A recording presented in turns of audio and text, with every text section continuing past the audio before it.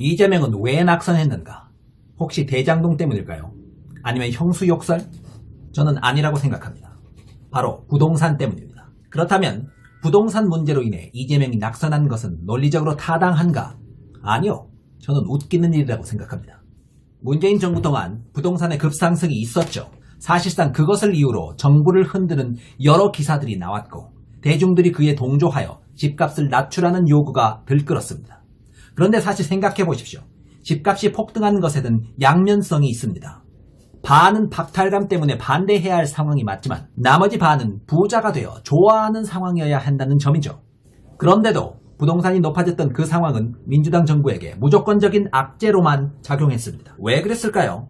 그 이유는 대중들의 속마음에 달려 있었습니다. 말로는 집값을 잡지 못했기 때문에 민주당을 비난한다고 했었지만 실제로는 그게 문제가 아니었던 겁니다.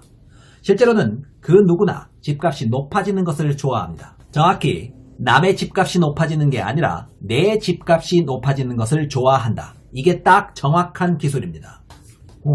무주택자는 내 집 자체가 없는데요. 지금이야 그렇죠.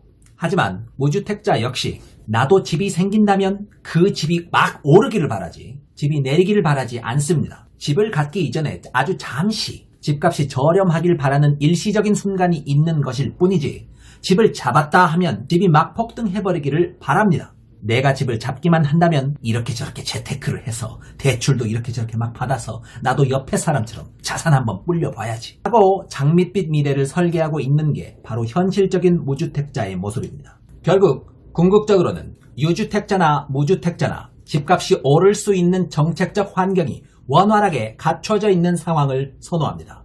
따라서 정부가 아예 부동산 시장 자체를 오를 수 없도록 제도적으로 경색시켜버리는 것 당연히 싫어합니다. 당장 눈앞에 보이는 집값에 대해서는 유주택자와 무주택자의 입장이 다르다고 볼 수 있지만 궁극적으로는 모두 다 집값이 오를 수 있는 제도적 시스템이 갖춰져 있는 상황을 원한다.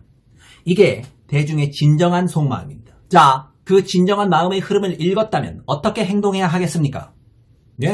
집값이 계속 높아질 수 있는 정책을 써야 됩니다. 함부로 규제 같은 거 때리면 안 되죠.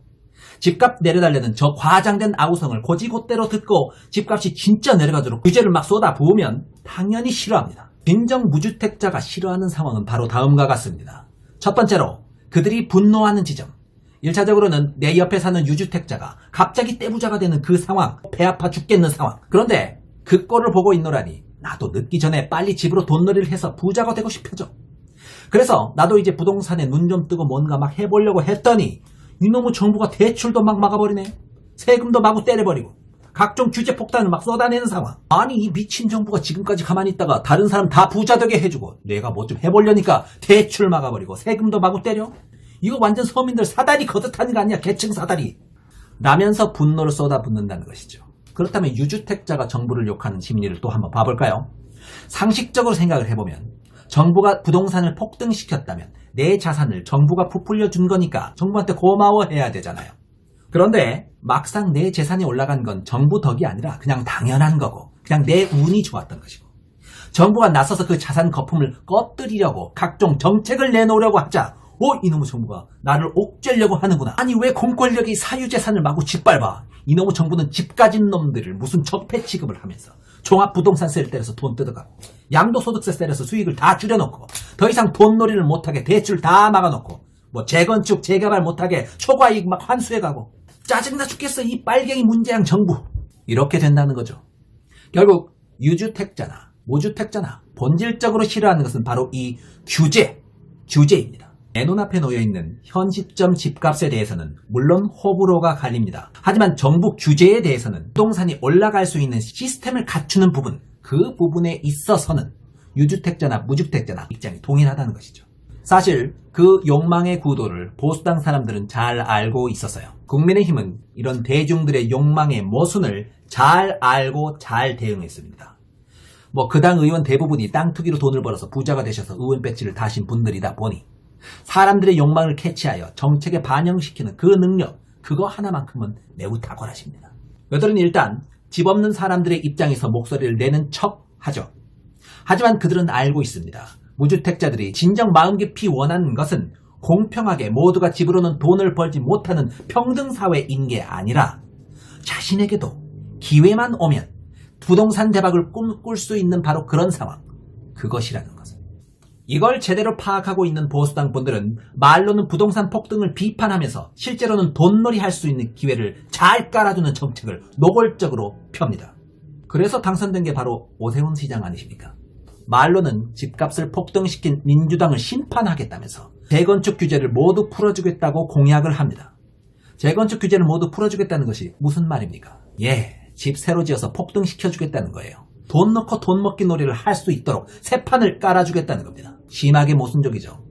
하지만 그게 오히려 서울 시민들의 마음을 움직였습니다. 애초에 시민들의 요구 자체가 모순덩어리였던 탓에 모순적인 공약이 오히려 그 요구에 제대로 부합했으며 그는 높은 지지로 시장에 당선되었습니다. 윤석열의 경우도 마찬가지입니다. 부동산 가격을 못 잡았다고 문정부를 욕했지만 정작 그가 냈던 정책들은 돈놀이를 계속하라는 겁니다. 재건축으로 돈놀이 할 수 있게 해주겠다는 거예요. 각종 규제들, 각종 세금들, 대출들, 돈놀이를 할 수 있게 다 풀어주겠다는 겁니다. 윤석열 정부, 윤석열 당선자의 부동산 정책의 목표가 뭐냐, 이걸 좀 우리가 봐야 되는 거예요. 이것만 봐서는 가격을 끌어올리는 거죠. 이걸 갖고 있는 사람들이 윤석열 정부가 출범하게 되면 다시 부동산 정책이 좀 살아나지 않을까 기대도 있죠. 해가지고 안 내놓는 것도 있어요. 지금 있고. 이렇게 주저주저하는 이런 측면도 있단 말이에요. 네. 그랬더니 내 재산을 지켜주는 윤석열 브라보. 사람들은 민주당이 집값을 못 잡아서 인기를 잃었다고들 하는데 그거 다 말짱 헛소리입니다. 과연 민주당의 대선 후보였던 이재명이 집값을 못 잡을 것 같아서 떨어졌을까요?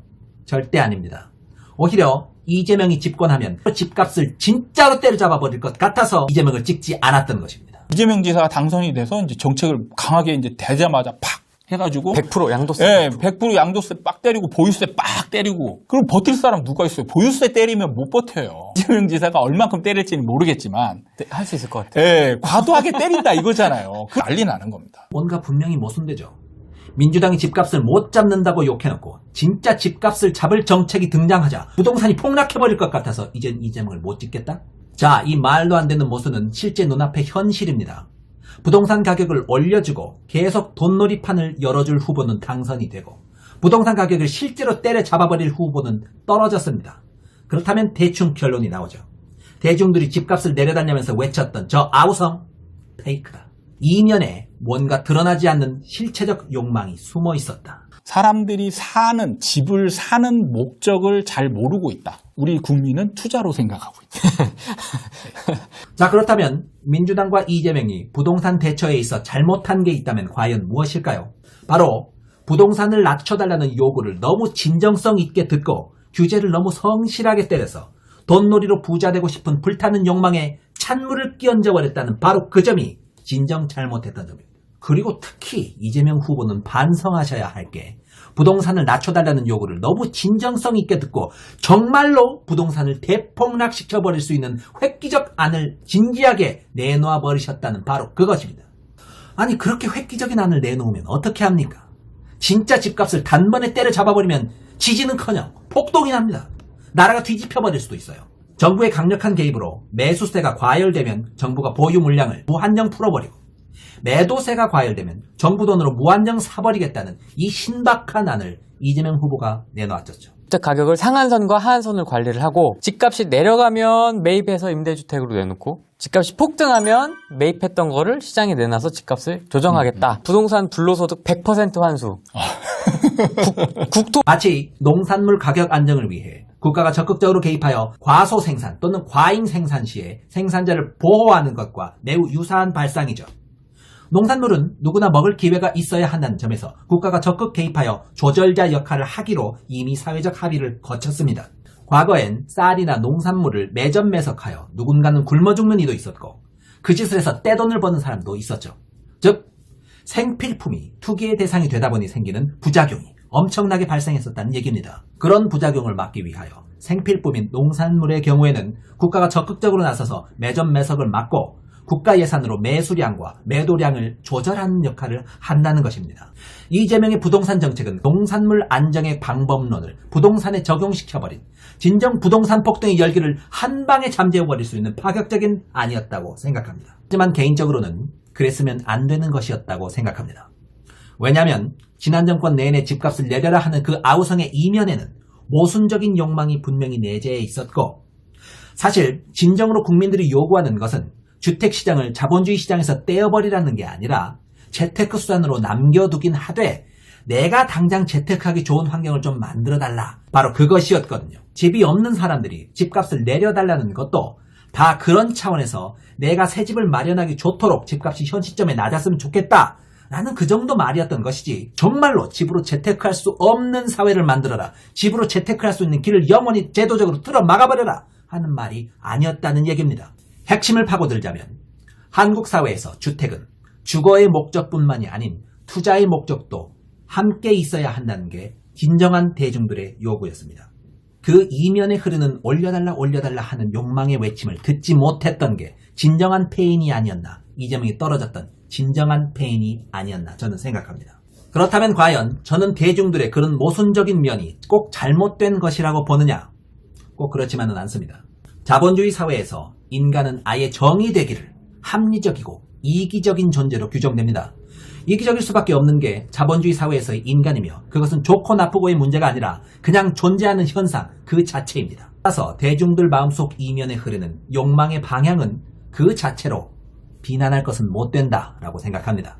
결과적으로 그런 이중성의 실체를 잘 간파하고 대응했어야 할 책임은 정치 세력 본인에게 있는 것이고, 그냥 그 욕망을 읽는 감각은 민주당보다는 국힘당 쪽이 더 뛰어났던 것이겠죠. 그거 하나 진짜 잘합니다. 앞으로 5년간 대중들의 꿈틀대는 욕망을 잘 읽었던 노련한 세력, 노련한 국힘당이 국정을 이어가게 됩니다. 그런데 아쉬운 점이 있습니다. 그 욕망에 충실하여 윤석열을 찍으셨던 분들에게는 절망적이게도 앞으로 5년간 대한민국의 부동산 사이클은 하락기에 접어든다는 점. 솔직히 자산 사이클은 정책 따위로 바뀌지 않아요. 정부가 무슨 짓을 해도 폭등기에는 오르고 폭락기에는 내립니다. 윤석열이 재건축을 풀어주고 대출도 풀어주고 마음대로 돈놀이 할 수 있게 해줄 것으로 굳게 믿고 윤석열을 찍으셨죠. 예, 맞습니다. 윤석열은 합니다. 그렇게 할 거예요. 예상되는 바로 그 조치들을 분명히 그는 할 겁니다. 그러나 백날 그렇게 해보십시오.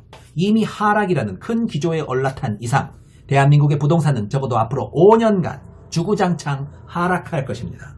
어차피 윤석열이 무슨 짓을 해도 하락할 타이밍이었다면 굳이 뭐하러 이재명을 피했나 싶을지도 모르시겠습니다. 어차피 양쪽 후보 다 비용함인데 그래도 내 집값, 내 아파트값 폭등시켜줄 놈이 윤석열이라면 나는 윤석열 찍겠어. 이런 식으로 찍으신 분들 많으시죠? 그거 다 말짱 헛짓거리였다는 겁니다. 윤석열이 별짓을 다 해도 다음 정권에서 부동산은 폭락합니다. 어차피 그럴 거면 말이라도 잘하고 일이라도 잘하고 합리적이고 소통할 줄 아는 사람 뽑지 뭐하러 일도 못하고 아둔하고 소통할 줄 모르는 사람을 뽑았나 후회하게 되실 겁니다. 집값 때문에 윤석열을 찍으셨던 분들 건투를 빕니다. 저는 여러분들이 무리해서 영끌에서 샀다가 못 버티고 내놓은 폭락 매물들을 줍줍 팔 그날까지 현금이나 쌓아둘 생각입니다. 저 역시 이기적이고 모순적인 개인이다 보니 돈 버는 거 좋아하는데요. 이번엔 좀 더 기민하게 대응하여 폭락장의 끝물에 웃는 자가 되어버립니다. 윤석열이 집값 높여줄 줄 알고 지지하셨던 모든 분들의 명복을 빕니다. 감사합니다.